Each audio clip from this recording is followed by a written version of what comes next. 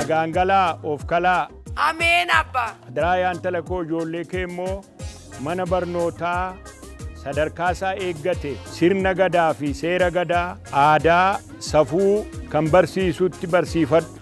Yaa abbaa manni barnootaa kan hunda barsiisu eessa jira ittiin? Would you come with us, Grandpa? Nagaan ooli dafnee. Nagaan oolaa.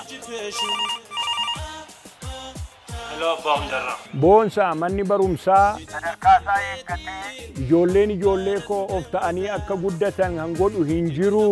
Jira malee waldaan aksiyoonaa barnootaa waliin saayinsii fi teeknooloojiin deeggaramee dhaloota addunyaa irratti dorgomaa ta'e kan oomishu. Eeyyen dhuguma hayyoota fi quuqamtoota sabaatiin kan hundaa'e amma afaan Oromiyaa magaalaa Finfinnee laga Xaafoo akkasumas alam ganaatti hojii baruu fi barsiisuu eegaleera. Yeroo dhiyootti immoo godinaalee Oromiyaa hunda keessatti damee isaanii banata. Hello bole maaliin dhuftaniire gara qayeetti? Nan dhufa uummata koo wajjin waliin ta'anii mana barumsaa ijaarrachaa jira. Isi warri sooressaa ijaarradhaa malee ani maalan qaba jettaniiti? Maalii qaba? 2,000 kaasee hamma miliyoonii 20 bitachuu hin dandeessa.